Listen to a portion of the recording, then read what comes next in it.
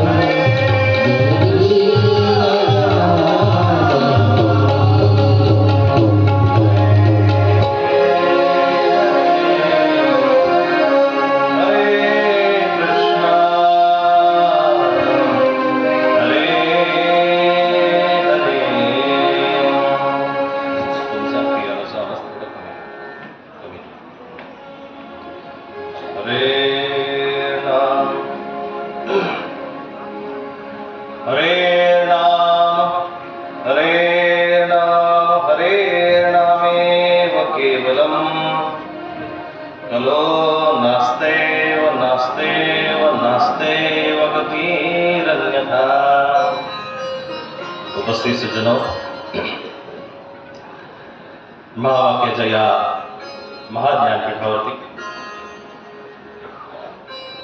ईश्वराचं ज्ञानामृत पिण्यासाठी प्रशन करण्यासाठी असलेले सर्व धर्म विभासक, माझे सर्व आदरणीय गुरुतुल्य गुरुवर्य समुपदेशक ज्ञानोपदेशक, या कार्यक्रमाला ज्यांनी आपल्या अमृतमय वाणी सुसंस्कृत आणि पवित्र केले असे ब्रह्मविद्या वाचस्पती, महामहिम, अग्रज, ज्येष्ठज्ञ, आपल्या वयाची परिसीमा न बाळगता धर्मासाठी अहोरात्र राबणारे आणि ह्या धर्माला, ज्ञानामृताला प्रत्येक तळागाळातल्या माणसापर्यंत कसं पोहोचवता येईल, ईश्वराचं जे महान असलेलं वाक्य आणि ईश्वराचं असलेलं ज्ञानामृत वाचण्यासाठी सदैव तत्पर असलेले आमचे गुरुतुल्य परमपूज्य परमादरणीय पट्टाधिष्ठित महंत अच्युत गोत्राचार्य परमपूज्य आदरणीय बाबाजी, बाबांनी थोडा नॉर्मल रिबन दिली, त्यांना रिबन गेली, कुठे गेलं?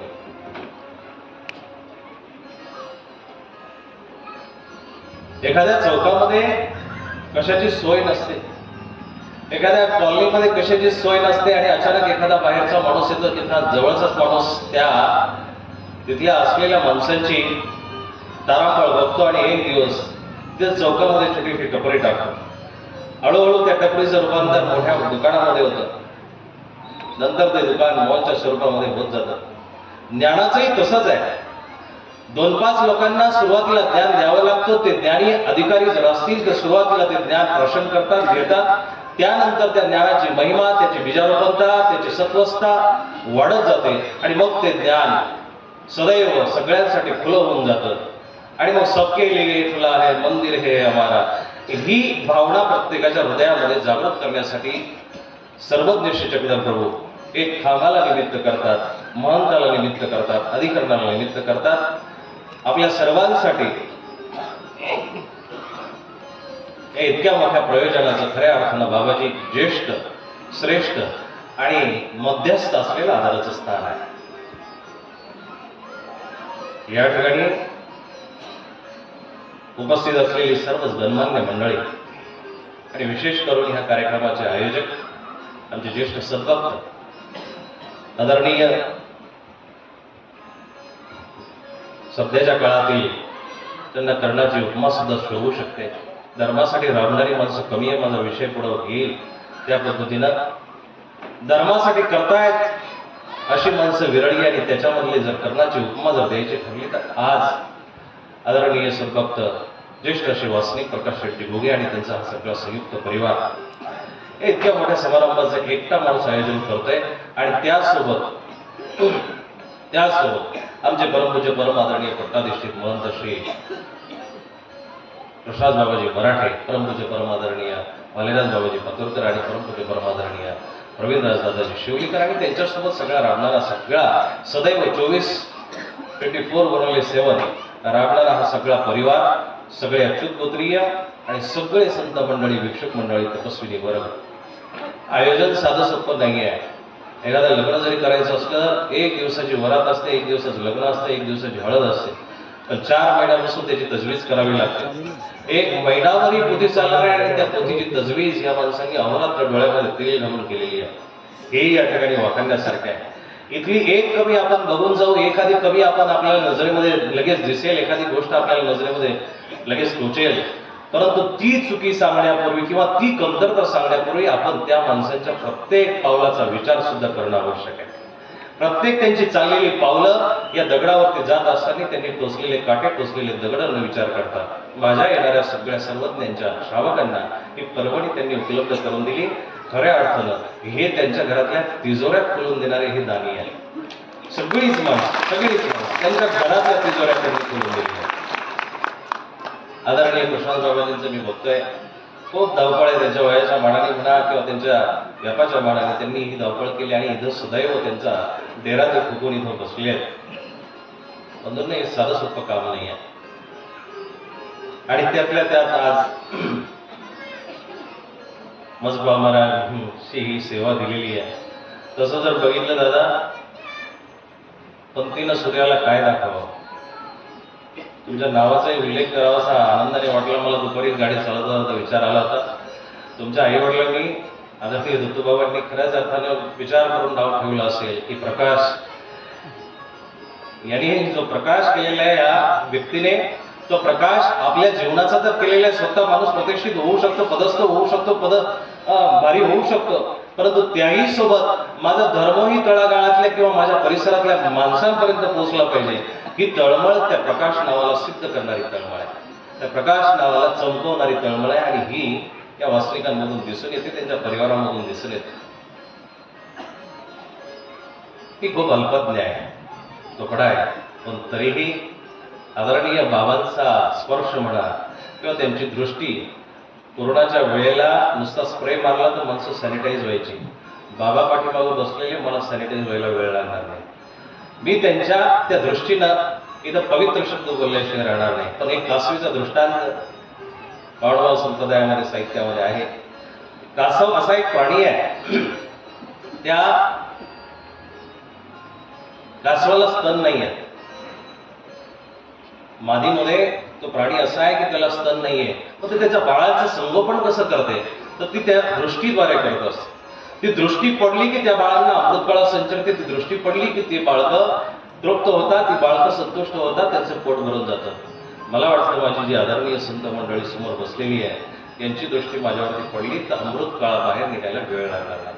म्हणून प्रथमतः मी माझ्या संत वृंदांना वंदन करतो. त्यामध्ये आदरणीय आमचे परमपूज्य पट्टाधिष्ठित विद्यावाचस्पती आणि ब्रह्मविद्येला खऱ्या अर्थानं ज्यांनी आपल्या वाणीवरती ठेवून त्या ब्रह्मविद्येचं अमृत चिंतनीच्या रूपामध्ये तुमच्या आमच्या समोर सगळ्यांसाठी प्रस्तुत करता ह्या अशा आदरणीय दादा, परमपूज्य परमादरणीय श्रीरामपूर मठाचे आश्रमाचे संचालक पूजनीय महंत श्री नवे बाबाजी, परमपूज्य परमादरणीय आमचे कीर्तन सम्राट बाबा असतील, परमपूज्य परमादरणीय आमच्या कुकुटवाडीवरून आलेले दादा आहेत, परमपूज्य परमादरणीय आमचे सन्मित्र हितचिंतक सातारकर दादाजी, परमपूज्य परमादरणीय आपण सगळेच आलेले ज्येष्ठ श्रेष्ठ आणि माझ्यासाठी अमृतकळा प्रसवणारे आपल्या सगळ्या तपस्विनी वर्ग, सर्वच गणमान्य स्तरावरून आलेले, सर्वच गणमान्य स्तरातून आलेले सगळेच राजकीय, साहित्यिक, सामाजिक क्षेत्रातील मान्यवर, आयोजक परिवार आणि मला उत्तम प्रकारे ज्यांची साथ आता 2-4 दिवस, 5 दिवस, 7 दिवस, तुम्ही जोपर्यंत मला डोक्यावरती घ्याल तोपर्यंत मी ते सांगण्याचा अल्पज्ञ प्रयत्न करणार आहे, अल्प प्रयत्न करणार आहे. आणि इथे एक आवर्जून स्मृती सांगावीशी वाटते दादा. माणूभाऊ साहित्यामध्ये खूप सुंदर अशी स्मृती आहे. आचार्य श्री बटोबाजी एका रानमळ्यामध्ये बसलेले होते आणि त्या रानमळ्यामध्ये बसलेले असताना सोमवारची परवडी होती आणि त्या सोमवारच्या परवडीला गावातली माणसं गंगेच्या थडावरती आली होती, तीरावरती आली होती आणि गंगेचं पूजन करत होती. सोमवारची परवडी असल्या कारणानं स्नान करत होती. बरीचशी मंडळी आलेली आहे आणि त्यातली बरीचशी ब्राह्मण वर्ग आलेले आहे, गावातली काही धार्मिक मंडळी आलेली आहे. आचार्य श्री बटोबास रानमाळ्यामध्ये बसलेले, तिथे रानमाळ्यामध्ये बसून सर्वज्ञांचं चिंतन चालू आहे, अस्तिपरीचं आचरण चालू आहे. सर्वज्ञाच्या चिंतनाला ते भोगत होते आणि भोगता भोगता त्यांच्याजवळ एक ब्राह्मण आला, एक माणूस आला आणि माणूस आल्यानंतर त्यांना विचारपूस केली की बडो, आज तुम्ही इथं का बसले? आचार्यजी तुम्ही इथं का बसले? बसलोय, आपल्या देवाचं चिंतन चालू आहे. म्हणून चालू आहे म्हणून बसलोय. ते म्हटले गंगेच्या थडीये का न बसा, तुम्ही इथं झाडाखाली बसण्यापेक्षा रानमाळ्यामध्ये बसण्यापेक्षा गंगेच्या थडावरती का बसलेले नाही. आचार्य म्हणतात गंगेच्या थडावरती कशाला बसायचं, काही नाही, आज सोमवारची पर्वणी आहे, बसले असते, 4 लोक आले असते, भेटले असते, दर्शन झालं असतं, गंगेला तुम्ही पुनीत झाले असते.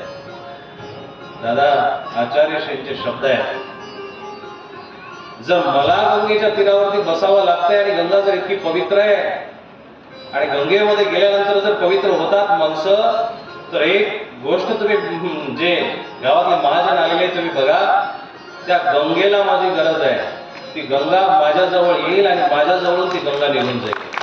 आणि झालंही तसंच, झालं तसंच. थोड्या वेळाने गंगा आली. गंगा आल्यानंतर गंगेना आचार्यश्री बटोबा ज्या ठिकाणी बसले होते त्या ठिकाणी ती सव्य हाती उजव्या हाताने वळसा घालून पुढे निघून गेले. काय आश्चर्य हो, चमत्कार होता, नमस्कार होता, महाराज होते, तंत्र होते, सिद्ध होते, काही नव्हतं, पण सर्वज्ञाच्या नामाभिधानाची ताकद इतकी होती की त्या गंगेला सुद्धा वाकडी वाट करून आचार्यांच्या बाजूला जावं वाटलं. असे महान आचार्य या गंगेच्या थडावरती आलेले, तीरावरती आलेले, गोदावरीच्या काठावरती आलेले आहे. आणि ही ज्ञान गंगा खऱ्या अर्थानं त्या गोदावरीलाच अनुसरून या ठिकाणून त्यांनी प्रवाहित केली. खूप मोठं स्तुत्य असं हे कार्य आहे, खूप मोठं मोलाचं कार्य आहे, साधन नाहीये. त्या गंगेची उपमा ह्या ज्ञान गंगेपेक्षा तगडी आहे. त्या गंगेमध्ये तुम्ही पुढे व्हाल, पावन व्हाल, हे तुमच्या कर्मावरती आधारित आहे. त्या गंगेमध्ये तुम्ही नाहून निघाले, हे तुमच्या कर्माचा सिद्धांत कसा आहे त्याच्यावरती आधारित आहे. कर्म सिद्धांत इतके वाईट आहे साहेब, आई, कर्म सिद्धांत इतके बिघडेल असतात, वाईट असतात.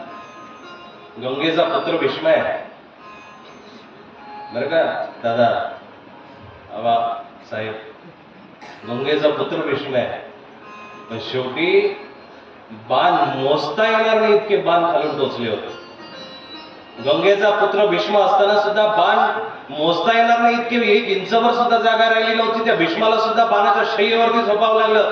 गंगेचा पुत्र म्हणजे ती गंगा सदैव तुमच्या पापाला नाचणारी जरी असली, कलकल किलकल कल्लोळवंतिनी जमुना, त्या पद्धतीने ती गंगा आहे, सरस्वती आहे, अत्यंतवंत तिचं स्थान आहे, तरीही तिच्या पोराचे पाप ती धुवू शकली नाही, तिच्या लेकराचे पाप ती धुवू शकली नाहीये. तुमचं आमचं 2-3 फुटकळ्या मारल्यानंतर पाप धुण्याचा ठेका तिला घेतलेला नाहीये. तुमचे कर्म तुमचे खऱ्या अर्थानं पाप धुवू शकतात. तुम्हाला गंगेला जायला मी परावृत्त करत नाही, गंगेमध्ये जाऊ नका असं म्हणत नाही मी, परंतु गंगेवरती गर्दी पण तितकी जी दिसते ना, त्याचं कारण तुमच्या लक्षात आलं का? कारण लोकांना माहिती आपण पापी आहोत म्हणून पाप धुण्यासाठी गंगेवरती जातात, नाही तर कशाला गर्दी केली असती? प्रत्येकाला माहिती आहे. एक तरी पुण्यात्मा असा आहे का विचार करणारा की नाही आपण खऱ्या अर्थानं पाप घेतलेलं नाहीये, केलेलं नाहीये, मग त्याला प्रमाण सुद्धा मी संत रोहिदासांचं देतो. ज्याला माहिती असतं ना की मी पापी नाहीये त्याला गंगेवरती जायची गरज नाहीये. संत रोहिदासांच्या जवळून मस्तपैकी चपला शिवत होते आणि चपला शोधता शोधता आपल्या कामामध्ये मग नाही, मैं तेरे धाम पे तू मेरे काम पे. मी ज्यावेळेस मंदिरात जाईल त्यावेळेस मंदिरातला मला देव दिसला पाहिजे. मंदिरामधून मला माझा प्रपंच व्यवस्था जर येत असेल तर मंदिराच्या बाहेरचे भिकारी एक वेळेचे परवडले, पण मंदिरातले तुम्ही भिकारी आयुष्यभर दरिद्रीत आहात. संत रोहिदासांचं चरित्र बघा, त्या चरित्रामधला प्रसंग मला सांगून पुढे निघायचंय. कृष्णाचं चरित्र आपल्याला खऱ्या अर्थानं ऐकायचंय. श्रीमद भगवद्गीतेचा आपला कृष्ण मला तुम्हाला सांगायचा आहे. एक बाहेरचा कृष्ण आहे तो बाळकृष्ण आहे. गीता भागवत त्यांच्याद्वारे जो उभा केलेला कृष्ण आहे तो कृष्ण एक वेगळा आहे. भागवताच्या, हरिवंश पुराणाच्या, पांडव प्रतापाच्या किंवा दुसऱ्याही इतर कृष्ण कथेच्या मार्फत उभा राहिलेला कृष्ण वेगळा आहे. पण कृष्णाला अपेक्षित कृष्ण गीतेमधला आहे. कृष्णाला अपेक्षित असलेला कृष्ण तुम्हाला गीतेमधून ऐकायला मिळेल आणि तो कृष्ण गीतेमधून आपण शोधला पाहिजे, बघितला पाहिजे. नेमकं कृष्णाला सांगायचं काय? कृष्ण कथा तुम्हाला ऐकायची पण रोहिदासांचा प्रसंग सांगून मी जातो.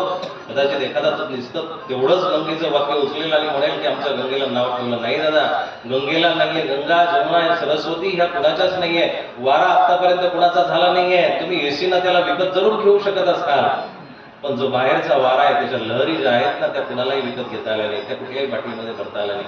गंगाजल तुम्ही विकू शकता, बाटलीमध्ये घेऊन त्याला विकू शकता, पण पवित्रता विकणं हा गंगेचा स्वभाव नाहीये. म्हणून गंगा तुमच्यापर्यंत पाणी आणू शकते, पण पवित्र होण्याची भावना तुम्हाला तयार करावी लागणार. गंगेचा प्रसंग मी सांगत होतो. रोहिदास मस्तपैकी काम चालू आहे आणि काम चालू असताना चपला शिवण्याचं काम चालू आहे. जवळून एक माणूस चालला होता, गंगेमध्ये अंघोळ करण्यासाठी त्याला जायचं होतं आणि जाता जाता त्यांनी बघितलं रोहिदास आपल्या कामामध्ये मग्न आहेत.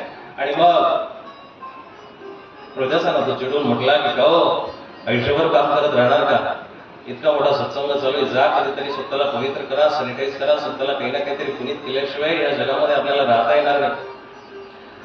ते म्हटले काय होतं गंगेमध्ये जाऊन, काय होतं? ते म्हटले तिथं गेल्यानंतर पाप नसतात. त्यावेळेस संत रोहिदासांचा एक असा सुंदर असा दोहा आहे, मन चंगा तर कठोट बे गंगा.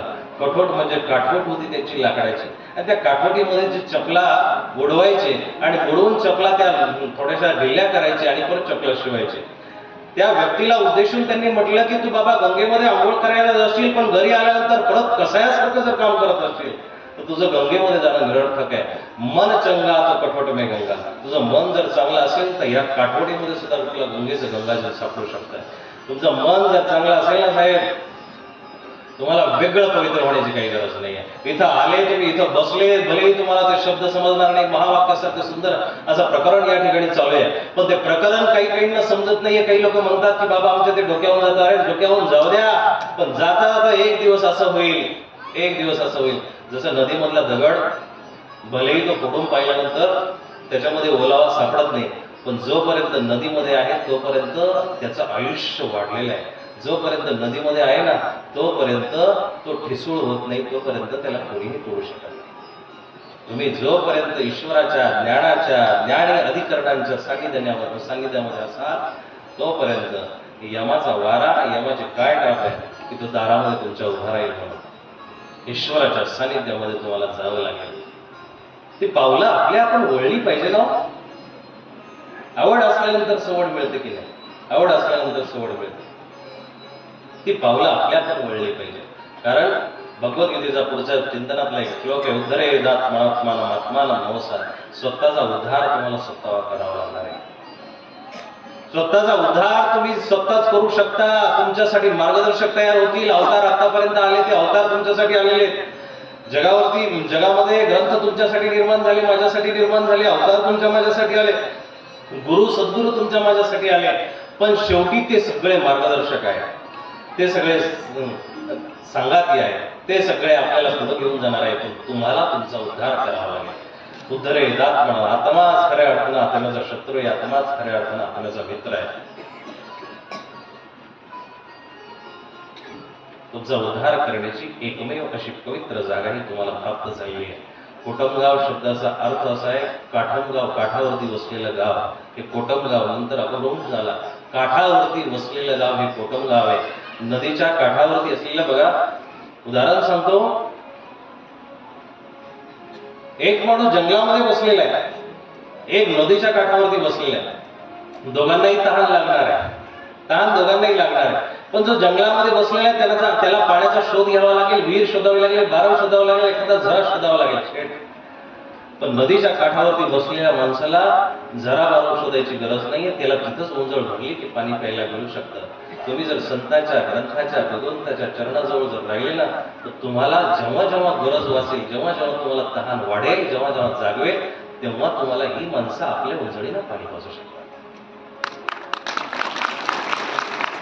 संतांचा आश्रय का करावा, ग्रंथाचा आश्रय का करावा, भगवंताचा आश्रय का करावा, याच्यासाठी करावा. जंगलामध्ये राहणाऱ्या माणसाला सुद्धा व्याधी येणार आहेत आणि नदीवरती राहणाऱ्या काही काही संत मंडळींचे दुःख बघून, शेवटच्या पिढा बघून काही माणसं नाव ठेवतात आणि म्हणतात की बाबा अहो देवाला गेले होते, देवा धर्मासाठी गेले, संत झाले, तरीही त्यांना हा अपेष्ट भोगावे लागतात. हे काही न पटण्यासारखे. त्यांना दुःख का व्हावं, त्यांना कॅन्सर का व्हावं, त्यांना शुगर का व्हावी, त्यांना पिढा का व्हावी?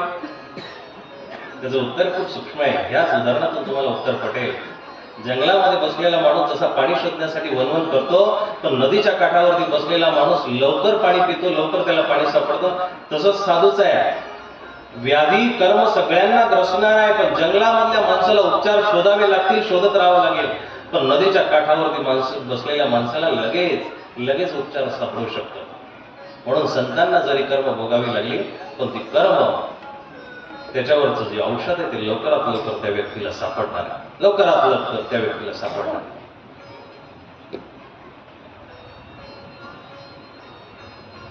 सूचना. श्रीमद भगवद्गीतेच्या आतमधला तुम्हाला प्रश्न शोधायचा आहे, बघायचा. थोडस जरा मला आणखीही ते पटवून देणार. आजचा दिवस कसा पार्श्वभूमीमध्ये जाईल, शेठही उशिरा आले त्याच्यामुळे आजचा दिवस थोडासा पार्श्वभूमीमध्ये घालू. उद्या एक इंटरव्हल ठेवू आपण, किंवा त्याला काय म्हणतात, पुढील भागात मालिका बघणारी मंडळी बरीचशी आलेली आहे, म्हणून तुमच्यासाठी पुढील भागासाठी उद्याच पासून खरी सुरुवात होणार.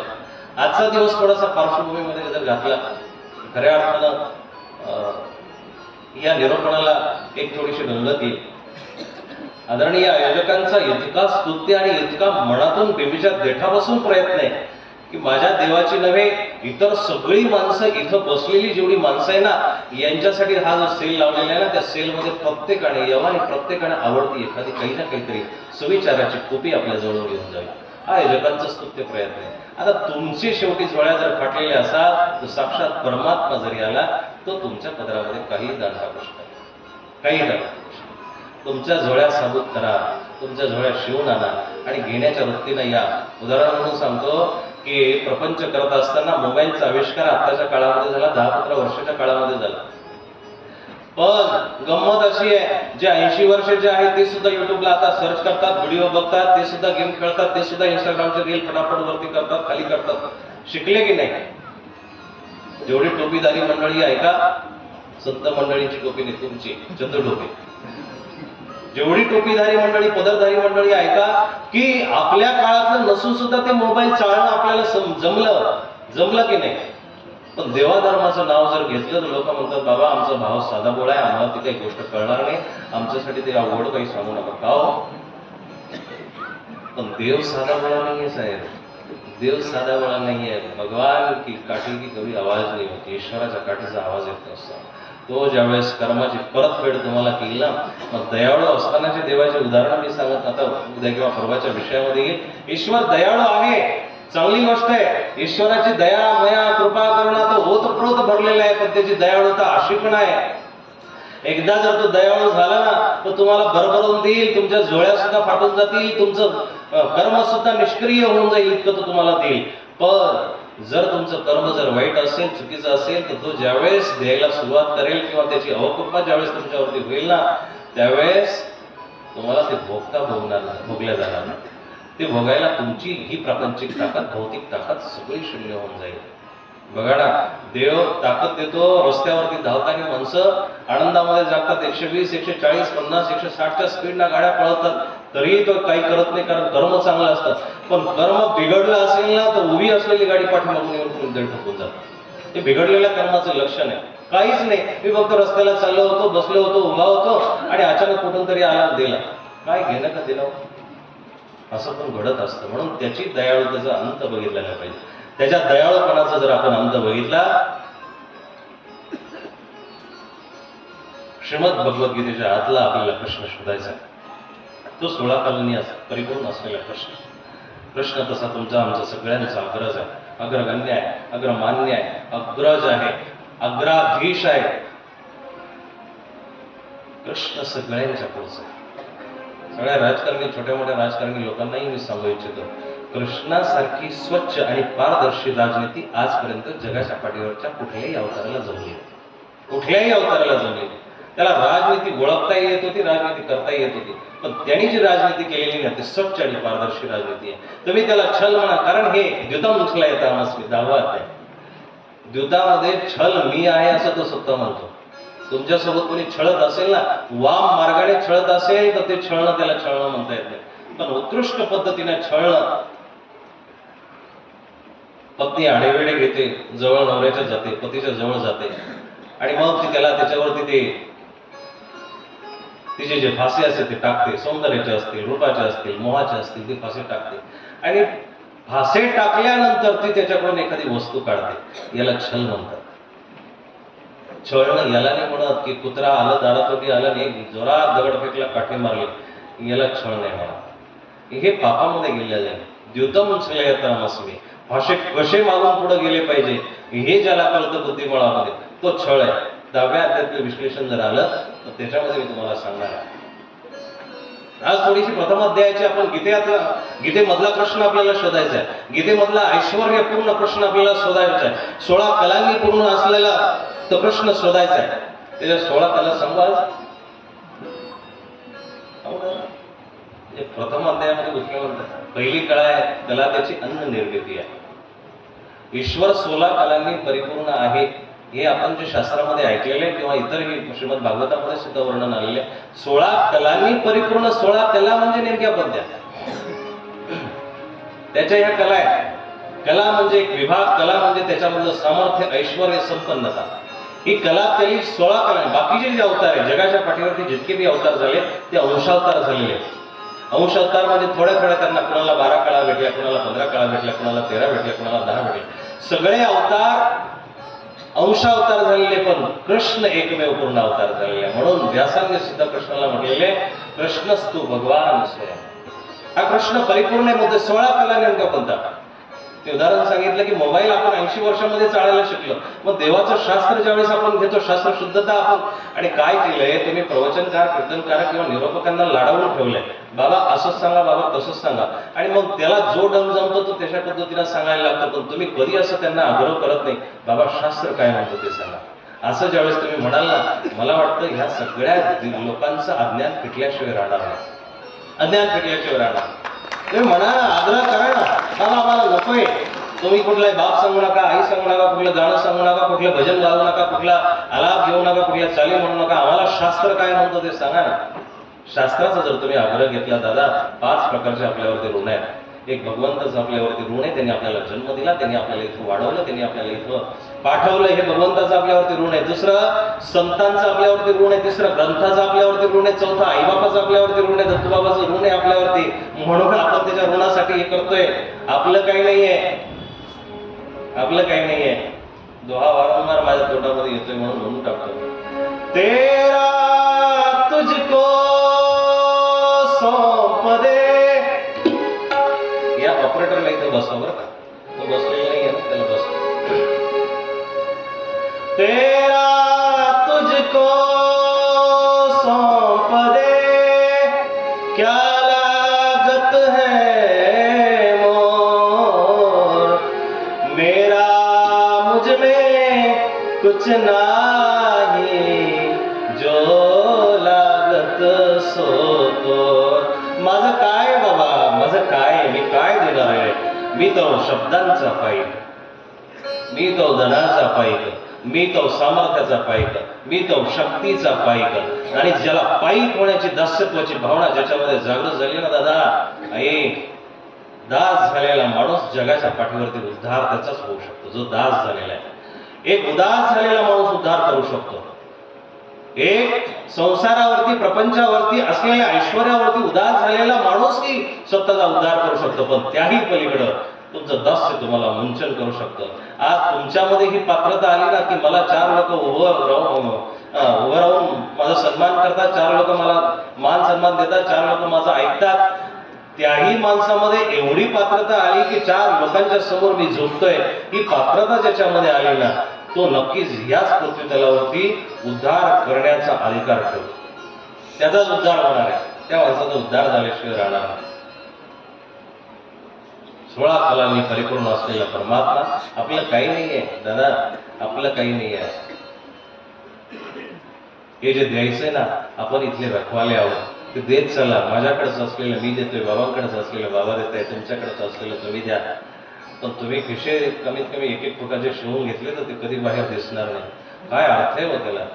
धनस्य प्रयोगतः. वित्ताच्या 3 गती आहेत. एक उपभोग घ्या, दुसरं जर तुम्ही उपभोग घेतला नाही तर दुसरं तुमचं रोग हरण करेल, रोगाला जर नाही केलं तर चोर हरण करेल. मग चोर बरेचशे प्रकारचे आता तयार झाले. ऍक्सिडेंट नावाचा चोर आला, विकार कोरोना नावाचा चोर येऊन गेला. एका वर्षामध्ये बजेट बिघडून टाकलं ना पूर्ण पृथ्वीचं. अशी चोरं वरच्या वर येत असतात. म्हणून चोराकडे ते धन जाण्यापेक्षा, पुढच्या पिढीकडे धन जाण्यापेक्षा, चुकीच्या लोकांकडे धन जाण्यापेक्षा तुम्ही ते धन कुठंतरी परमार्थाला लावलं पाहिजे. परमार्थाला जर ते धन लावलं तर त्याचा खऱ्या अर्थानं अर्थ आहे आपण कोणी नाही, आपण देणारे कोणी नाही. 16 कलांनी परिपूर्ण असलेला अवतार. त्याची प्रथम कला अशी आहे त्यांनी पहिल्या कलेमधून अन्नाची निर्मिती केली. अन्नाद भवती भूतानी. पहिली कला त्यांनी पहिलं निर्माण केलं अन्न. 16 कलांनी परिपूर्ण प्रश्न तुम्हाला ऐकायचा आहे. प्रश्न समजायला जरी अवघड असला पण एकदा का तो तुमच्या हृदयामध्ये तो आला, प्रवेश केला ना आई, एकदा का त्याने प्रवेश केला. ती अकबराची एक मुमताज होती, ती ज्यावेळेस तिच्या देशामध्ये अफगाणिस्तानमध्ये म्हणता परत चालली होती आणि जाता जाता ती वृंदावनावरून चालली आणि वृंदावनावरून जाता जाता तिनं बघितलं की तिथं सगळे लोक बेभान होऊन नाचतायत, सगळे लोक तिथं आनंदाने नाचतायत आणि कृष्ण कृष्ण जाप चालू आहे. असं तिनं बघितल्यानंतर तिला तिच्या सेवकांना चाकरांना विचारलं की इथं कोण आहे हो, नेमकं एवढी माणसं बेभान होऊन का चालली.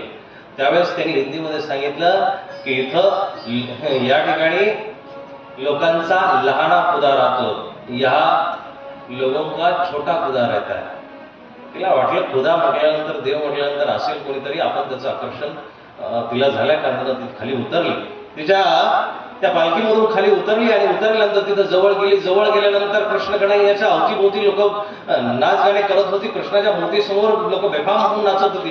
जवळ गेली. जवळ गेल्यानंतर फक्त डोळ्याला डोळे भेटले. त्या मूर्तीच्या डोळ्याशी तिचे डोळे भिडले आणि डोळे भिडल्यानंतर एका क्षणामध्ये ती पागल झाली, बेफाम झाली. आणि बेफाम झाल्यानंतर त्या सेवकांना म्हटली की तुमचं काम संपले, तुम्ही निघून जा, तुम्ही माझ्यासोबत राहू नका. तेही राणीची आज्ञा असल्या कारणाने निघून गेले आणि कृष्णाच्या त्या तत्वामध्ये इतकी बेफाम झाली की त्या राणीनं एका क्षणामध्ये आपलं राणीपद त्यागून, सुंदर अलंकार वैभव त्यागून कृष्णाच्या चरणाजवळ विलीन झाली. मुस्लिम असून सुद्धा कृष्णाची अशी सुंदर काही तिनं पद रचलेली आहे. अशी कृष्ण भक्तीची महिमा आहे. कृष्ण एकदा का तुमच्या हृदयामध्ये आला ना, तो कृष्ण तुमच्या हृदयामधून सगळा कचरा बाहेर पडून टाकेल, पण त्याला कधीही बाहेर जाऊन देणार नाही. कचरा जो भरलेला आहे आपण आपल्या मनाला डस्टबिन करून टाकलेले, ते जरा थोडंसं साफ करणं गरजेचं आहे. आणि ही जी जागा आहे ना, ही जागा त्या कचऱ्याला साफ करण्याची जागा आहे. ही जागा त्या कचऱ्याला साफ करण्याची जागा. आपल्याला देवाला कशा पद्धतीने विनंती करता आली पाहिजे. आपण बोलत नाही देवाशी, आपण मूर्तीशी बोलतो, विशेषाशी बोलतो, त्यांच्याशीच खेळून राहतो. पण याच्याही पलीकडे असलेला अचिंत्य अनंत अव्यक्त असलेला परमात्मा, त्याच्याशी सुद्धा एक दिवस आपल्याला संवाद साधता आला पाहिजे. आणि ही संवादाची जागा आहे, ही संवादाची भूमी आहे. ह्या भूमीमध्ये तुम्ही आला तर एक दिवस कृष्ण जरूर तुमच्याशी बोलेल, एक दिवस जरूर तो बोलल्याशिवाय राहणार. त्याच्याशी तुम्हाला संवाद साधता आला पाहिजे. भगवद्गीता ही खऱ्या अर्थानं संवादाची जननी आहे. कृष्ण अर्जुन संवादे 3 शब्द भगवद्गीतेमध्ये सापडतात. एक संवाद, पहिल्या अध्यायामध्ये विषाद. पहिला अध्याय विषादाने भरलेला आहे, दुःखाने भरलेला आहे. आणि जसा कृष्ण क्लेबेम मास्म गमप पार्थो इथून बोलायला लागला, तसं कृष्ण किंवा अशोकचार्याने असून इथून बोलायला लागला. कृष्ण थांबले नाही आणि थांबल्यानंतर कृष्णाने सदैव अर्जुनाशी संवाद साधला. आणि मग विषादग्रस्त असलेला अर्जुन संवाद साधतो आणि संवाद साधलेला अर्जुन प्रसाद तुम्हाला प्राप्त होतो. तत्प्रसादा मयाच्युत. हे अर्जुना, हे अच्युता, तुझ्या प्रसादाने हे सगळं शक्य आहे. संवाद साधणं गरजेचं आहे. विषाद झाला, दुःख झालं, आपल्या मनामध्ये कुठेतरी वाईटपणा आला, एकमेकाचं काहीतरी गडबडलं ना, संवाद साधा. भले तो संवाद आदळापट करणारा असेल, तुमच्या मनातल्या विकारांना बाहेर पडू द्या, क्रोधाला, कामाला, त्या अग्नीला बाहेर पडू द्या ना दादा. तो जोपर्यंत बाहेर पडणार नाही. पण एक काळजी जरूर घ्यावी. व क्रोध बाहेर पडत असताना तो क्रोधाग्नी नाही झाला पाहिजे. तो अग्नीमध्ये परिवर्तित झाला सगळं बेचिराग होऊन जाईल. तुम्ही शेवटी असाल. सर्वाची घटना आहे, स्वर्गेटची करंट घटना आहे. अत्याचार केला त्या मुलीवरती आणि तो पोरगा पळाला आणि पळाल्यानंतर त्याच्या गावी गेल्यानंतर सगळे पोलीस त्याच्या मागावरती होते, सगळे शोधत होते त्याला. आणि शोधता त्याला कळलं की आता आपली गय नाहीये, म्हणून तो उसामध्ये पळून गेला. उसामध्ये पळला. सगळ्या पोलिसांनी कुठून ड्रोन असले असतील, श्वान पथक असेल, सगळ्यांनी शोधाशोध सुरू केली. पण झाला असं, तो काही सापडला नाही. रात्र झाली होती, एवढं बळ कुठून आणायचं. पण उसामध्ये लपलेला होता. लपल्यानंतर रात्री 12-1च्या दरम्यान तो पाणी पिण्यासाठी आला.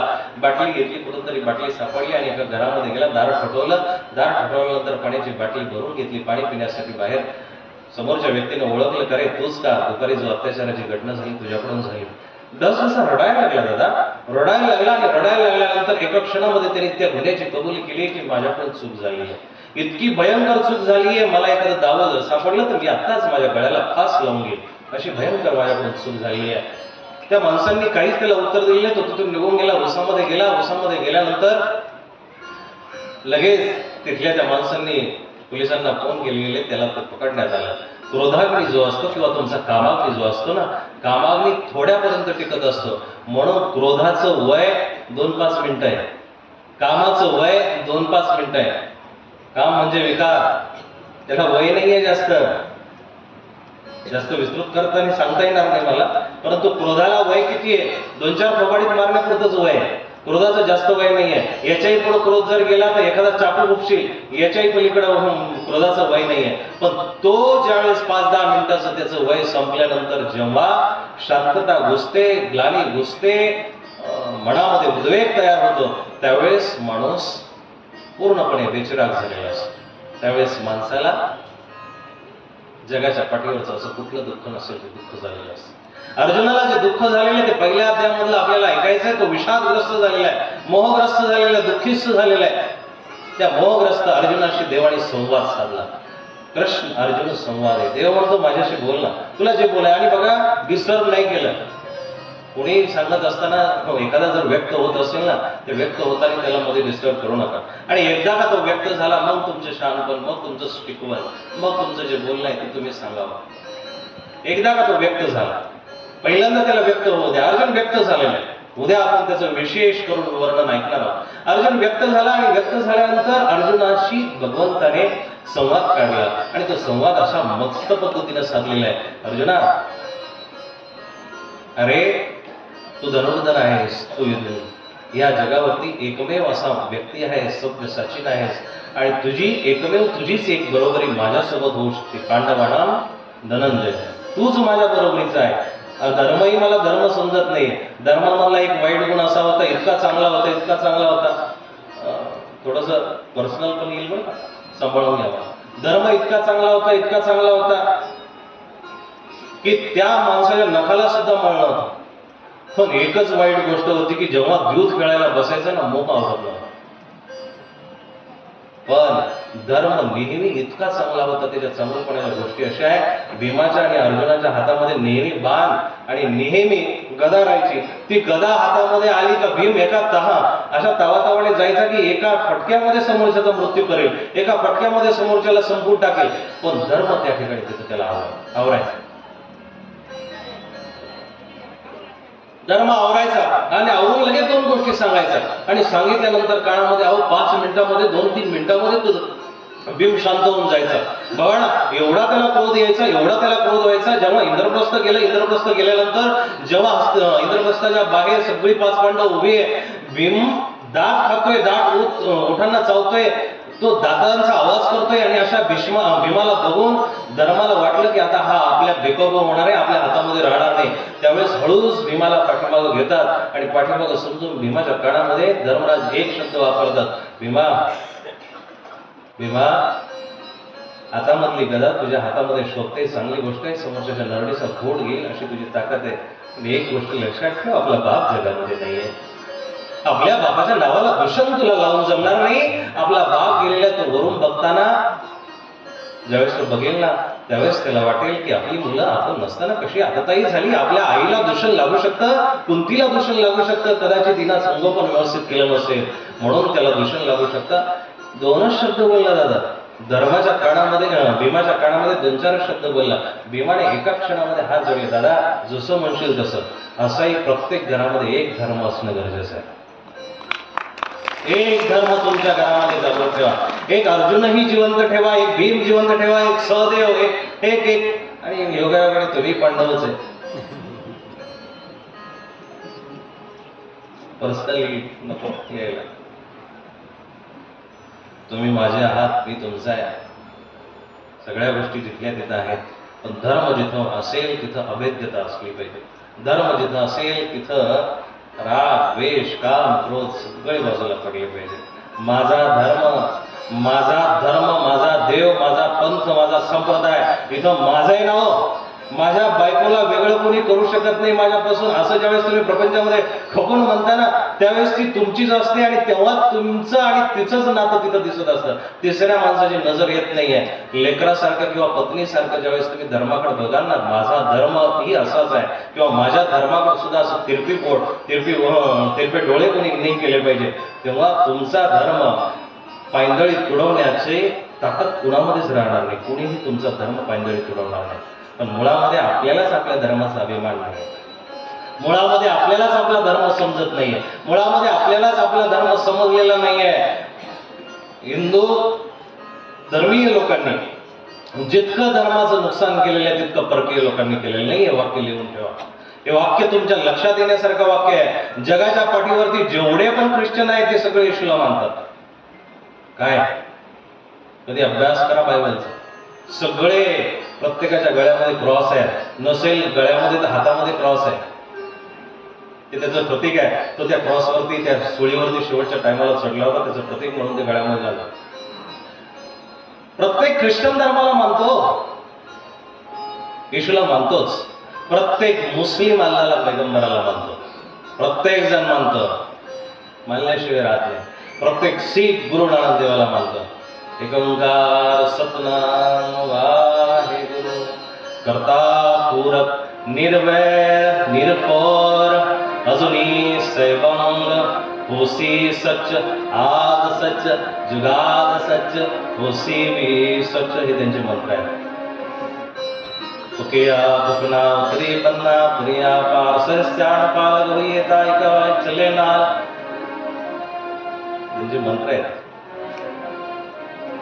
ते त्याला मानल्याशिवाय पुढे जात नाही. एखादा जैन असेल ना, तो त्या महावीरांना मानल्याशिवाय पुढे जातो. नमोर्यंता नको म्हणायला. उदाहरण मी याच्यासाठी सांगतो आणि विशेष करून त्या संप्रदायांचा एक आदर्श घ्या. जैन भलेही सुरुवातीपासून 3%च आहेत, 3%च आहे. 3% कमी झाले नाही, 3% वाढले नाही, पण जसे आहे तसे आहेतच. हे जे आमच्या उसळ्या चालू आहेत ना धर्माच्या बाबतीत, हिंदू कमी होत आहेत, हिंदू जास्त होत आहेत, हिंदू कमी होत आहेत, हिंदू जास्त होत आहेत, हे याचं उदाहरण मला तुम्हाला सांगायचं आहे की जैनांनी कधी आपला धर्म सोडला नाही, महावीरांनी कधी आपला धर्म सोडला नाही. पण हिंदू संप्रदायामध्ये जशी धरसोड वृत्ती आहे की 50% लोक देवाला मानतात आणि 50% म्हणतात काय सांगता येईल, राम होऊन गेले की नाही, कृष्ण होऊन गेले की नाही, मान्य नाहीये त्यांना. एक माणूस खूप मोठं भाषण नास्तिक देवावरती देतात, 50 मिनिटं त्यांनी भाषण दिलं, देव नाहीये देव नाहीये देव नाहीये, 50% भाषण दिलं.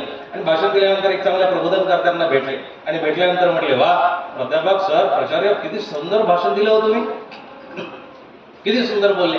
हो ठीक आहे छान. म्हटले तुमचे शब्द इतके अप्रतिम आहे ना, त्या शब्दांना खऱ्या अर्थानं चंदनाचा सुगंध आहे, फुलांचा सुगंध आहे. तर म्हटलं हो आहे ना, खरंच माझ्यावरती सुद्धा देवाची कृपा आहे. 50 मिनिटं नास्तिक देवावरती भाषण दिलं आणि त्याला सुद्धा देवाची कृपा मान्य करावी लागते. त्याच्याशिवाय काहीच नाही आहे ह्या जगाच्या पाठीवर. वेळ झाली ते मला सुचवा. 42 मिनिटं झाले. थांबायचं. हे 16 कला संपूर्ण करा.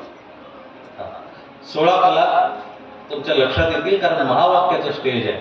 महान वाक्य असे ते महावाक्य, ते महावाक्याची उद्या परवा कदाचित आपली गाठ भेट होईल.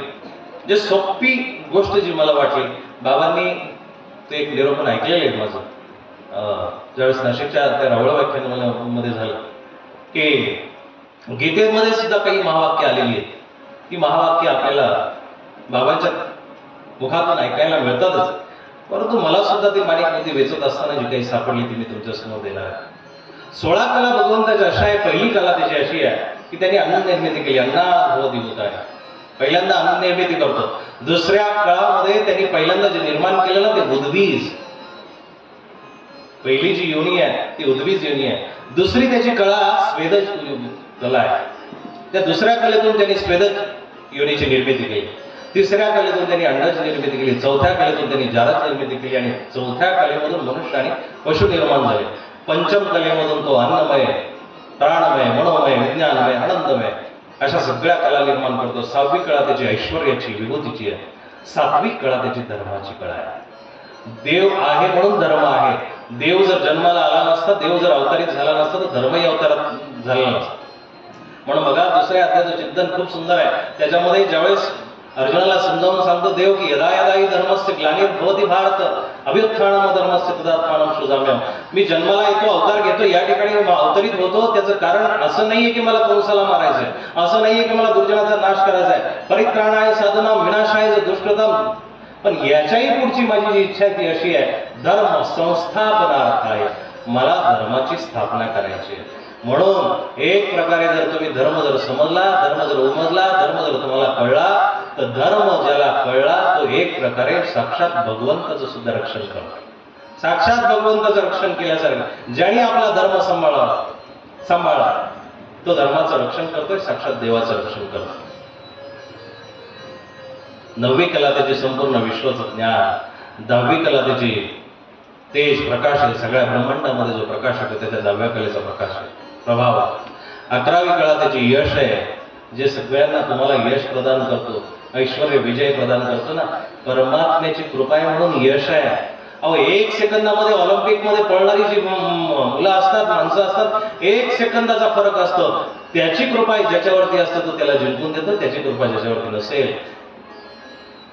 आज तुमचे जे दिवस आहे ना, हे गुळावरती माशा बसत असतात.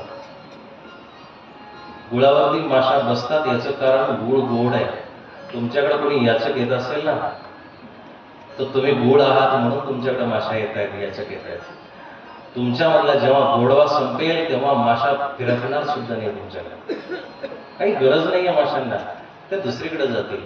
तुमचे दिवस आहे, आज तुम्हारा दिन है इसलिए प्रकाश है. जिस दिन तुम्हारा दिन खत्म हो उस दिन चारों और घना अंधेरा छाया है. त्यावेळेस सगळीकडे अंधकार असणार आहे. तुमचं जीवनही त्यावेळेस बदललेलं असेल, सांगता येणार नाही. काय त्यावेळेस तुम्ही कुठं असाल, यत्र तत्र सर्वत्र, काही सांगता येत नाही. आज तुमचे दिवस आहे बाबा, म्हणून सलाम आहे, म्हणून साधू संत वागत असतील किंवा जनसामान्य लोक वागत असतील, लोक तुमच्याकडे सलाम करत असतील, पण माया तेरे 3 नाम काय, मायेचे 3 नाव आहेत. माया तेरे 3 नाम, परशा परशु परसराम. काय माया तेरे 3 नाम, परशा परशु परसराम. काही नसेल त्यावेळेस ए राजू, ए परशा, ए मंट्या, ए गोप्या, ए पप्या, माणसं अशा हाक मारतात. जेव्हा त्याच्याकडे थोडाफार पैसा येतो त्यावेळेस त्याला परशु म्हणतात लोक. परशु बरं आहे, व्यवस्थित आहे, आई वडील बरे, तेव्हा विचारतात. पण जेव्हा संपत्ती भरमसाठ येते, खूप येते, जास्त येते, त्यावेळेस लोक त्याला म्हणतात परशुरामजी आले, चहा घेता, पाणी घेता, ब्लॅक टी घेता, ग्रीन टी घेता, थंड घेता, जिरा घेता, स्प्राईट घेता, काय काय नाव सुद्धा तोंडात बसणार नाही. माया तेरे 3 नाम, परशा परशु परशुराम. आणि या परशुरामच्याही पुढे काही माणसं येतात ना, त्यावेळेस त्यांचं नाव घेता येत नाही. आमचे आदरणीय शेठजी या ठिकाणी आले, आमचे आदरणीय दादा या ठिकाणी आले, आमचे आदरणीय मार्गदर्शक या ठिकाणी आले. उंची गाठली जगामध्ये वावरत असताना हा परमार्थ मेणबत्त्या वाटायला सुरुवात करतो. हा परमोच्च तुम्हाला साधता आला पाहिजे. उद्याचं निरोपण ज्यावेळेस पुरुषार्थावरती होईल, शेठ तुम्ही आवर्जून आमंत्रित व्हा. पुरुषार्थ काय आहे? 4 पुरुषार्थ आहे, धर्म, अर्थ, काम, मोक्ष. पण धर्माने अर्थ कमवता आला पाहिजे, धर्माने अर्थ कमवता आला पाहिजे, आणि काम म्हणजे कामना मोक्षाची ठेवता आली पाहिजे. हा 4 पुरुषार्थामधला भाग आहे, तो तुम्हाला आम्हाला सगळ्यांना साधता आला पाहिजे. 13वी कला सर्वज्ञता आहे. 12 कलेपर्यंत जे अवतार आहे ते सर्वज्ञ नाही, त्रिकाळदर्शी नाही. 12 कलेपर्यंत जे अवतार आहे, म्हणून रामाचा जो शास्त्रामध्ये उल्लेख येतो ना, ती सर्वज्ञता अपूर्ण असल्या कारणाने 12वी 13वी कला सर्वज्ञता आहे. सगळी जाणकारी असते. सर्वज्ञ त्यालाच म्हटलं जातं जो 16 कलांनी परिपूर्ण आहे. सर्वज्ञ असं कोणालाही म्हटलं जातं. 14वी इच्छाशक्ती, त्याची इच्छा आहे. 15वी स्वतंत्र आहे. नमाम कर्माणि लिंपन्ति नमे कर्म. 15वी कला स्वतंत्र आहे, ईश्वर स्वतंत्र आहे, त्याला कोणाचं बंधन नाही. आणि 16वी कला अशी आहे, सगळ्या सिद्धी ईश्वराच्या जवळ असतात. सर्व धर्मान परित्यज्य, कारण सगळे धर्म ईश्वरामध्ये असतात. असं परमात्म्याचं वैभव आहे. परमात्म्याचे खऱ्या अर्थाने असे सगळ्या मी तुम्हाला सांगत होतो की धर्म असा प्रत्येकाच्या घरामध्ये एक असला पाहिजे. प्रत्येकाच्या घरामध्ये भीम जरूर जोपासला पाहिजे. जेव्हा आपल्या आया बहिणीवरती अत्याचार होईल, जेव्हा न्याय प्रणाली आपली थंड होत चालली आहे, तो विचार करणंही गरजेचं आहे की एखादा जर अत्याचार करतोय, तो सिद्ध झालाय, तो अत्याचार करणारा दिसतोय, तरीही त्याला महिना 2 महिने नवे 10 वर्ष तुम्ही खेळत ठेवता आणि खेळत ठेवून त्याचा अत्याचार सिद्ध होईपर्यंत तुम्ही त्या माणसाचं, त्या व्यक्तीचं वय झालेलं असतं, त्याची अत्याचाराची धाराही बोथट झालेली असते आणि मग तुम्ही त्याला न्याय देता. अशी न्याय प्रणाली कामाची नाही आहे. एका घरामध्ये, या राष्ट्रामध्ये एक धर्म असेल तर एक भीम असावा, एक अर्जुन असावा, एक नकुल सहदेव असावा. भावाचं म्हणणं मान्य करणारी माणसं या घरामध्ये असली पाहिजे. ज्यावेळेस कुटुंबावरती असेल, द्रौपदीच्या वस्त्राला जेव्हा हात घातला गेला त्यावेळेस धर्म राहत नाही, भीम राहत नाही, अर्जुन राहत नाही. हे त्यावेळेस खऱ्या अर्थानं सगळ्यांना होता आलं पाहिजे. म्हणून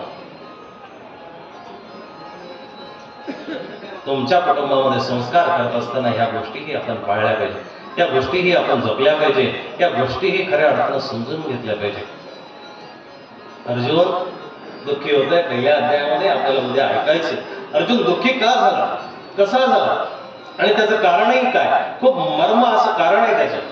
त्यांनी जे कारण सांगितलेलं आहे ना, आपल्या परिवाराचं कारण सांगितलंय.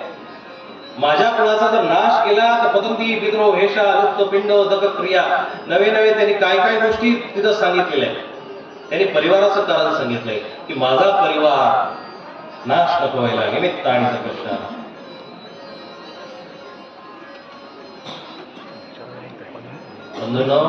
श्रीमद भगवद्गीता खूप सोपी आहे, इतकी सोपी आहे ना. जर उद्यापासून तुम्ही 7 दिवस जर आले तर तुम्हाला ती भगवद्गीता नक्कीच 8व्या दिवशी मोक्षप्रदायिनी झाल्याशिवाय राहणार, मोक्षाकडे घेऊन जाणारी भगवद्गीता होणार. आपला धर्मग्रंथ आहे, हिंदूंचा धर्मग्रंथ आहे, डोक्यावरती घ्यावा आणि बेफाम होऊन नाचावं. मगाशी धर्मग्रंथ प्रवेश करत होता, मी खूप सेवक आहे, त्याचा तुच्छ सेवक आहे म्हणून खालून येत होतो, कारण आपली पात्रता तितकी नाहीये. त्याला डोक्यावर घेऊन नाचावं एवढी त्या ग्रंथाची पात्रता आहे. आणि बाबा त्याच ग्रंथाला, त्या ग्रंथ निर्मित्याला आणि भगवंताला, ज्यांनी तो ग्रंथ निर्माण केला त्या ग्रंथकर्त्याला, शास्त्रकर्त्याला आपल्या अमृतमय वाणीमधून सर्वांना सांगत आहे. ती अमृतमय वाणी तुम्ही सगळ्यांनी प्रश्न केली पाहिजे. उद्या लक्ष द्या मंडळी, सगळी जेवढी आलेली मंडळी आहे ना, भगवद्गीता हा नुसता मानव संप्रदायाचा ग्रंथ नाहीये, वारकरी संप्रदायाचा ग्रंथ नाहीये, दुसऱ्या कुठल्या इतरही संप्रदायाचा ग्रंथ नाहीये. हा अखंड मानवतेचा ग्रंथ आहे, सगळ्या मानव जातीचा ग्रंथ आहे. ती मानव जात तुम्ही आम्ही आहोत, दुसरं कोणी नाही आहे. ती मानव जात म्हणजे तुम्ही आम्ही आहोत. म्हणून श्रीमद भगवद्गीतेला तुम्ही सोप्या भाषेमध्ये जर ऐकू इच्छित असाल तर उद्यापासून इकडे लक्ष द्या. उद्यापासून सर्वांनी जे मंडळी आलेली याच्यातला एक सुद्धा गैरहजर राहायला नको आहे. 7 दिवस भगवंताची अहोरात्र कृपा इथं बरसती आहे. ती कृपा तुम्हाला प्राप्त होणार आहे. तो वर्षाव तुमच्यापर्यंत पोहोचणार आहे. म्हणून 7 दिवसापर्यंत लगातार, आणि त्याच्याही पुढं माझं प्रवचन झाल्यानंतर याच्यानंतर याच्याही पेक्षा 10 पटीनं सांगणारे चांगल्या पद्धतीचे प्रवचनकार या ठिकाणी येणार आहेत.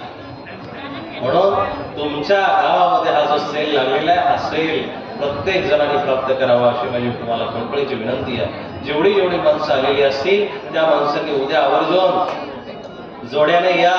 जोड्याला घरू ठेवू नका. तुमच्या घर राखायला ती पत्नी नाहीये, आई नाहीये, बाप नाहीये. घर आयुष्यभर राखले जाईल. एक दिवस नाही राखलं तर काही होणार नाही. पण या मानव जातीचं, मनुष्य जन्माचं जर तुमच्याकडे कल्याण झालं नाही तर एक दिवस असा येईल की नरकामध्ये सुद्धा आपल्याला जागा सापडणार नाही. म्हणून उद्या शांततेत उद्या आपण सर्वांनी आपल्या जवळची जी मंडळी असेल, आसपासची जी मंडळी असेल, या संस्कार भूमीमध्ये हजर व्हायचे, ज्ञान भूमीमध्ये हजर व्हायचे. आता या आजच्या कथेला आपल्याला विराम द्यायचा आहे. आजच्या कथेला जास्त न ताणवता, जास्त पुढे न घेता, कारण बाकीचंही संयोजन करणं आहे, बाकीच्याही व्यवस्था सांभाळाव्या लागतात. त्याकरता शांततेत गडबड करू नका. त्याकरता आजच्या या कथेला आपण विराम देऊया. भगवद्गीतेच्या धर्मक्षेत्रे कुरुक्षेत्रे समवेता युत्सव या श्लोकाला उद्या सुरुवात होईल आणि 7 दिवसामध्ये शेवटपर्यंत सर्व धर्मांपर्यंतच्या या श्लोकापर्यंत आपल्याला या कथेला न्यायचंय. म्हणून तुम्ही उद्या सर्वजण या ठिकाणी उपस्थित राहावं अशी विनंती करतो, आयोजकांच्या वतीनं विनंती करतो. आता आपापल्या जागेवरती उभं राहून महाआरतीची सुरुवात होणार आहे. सर्वांनी आपापल्या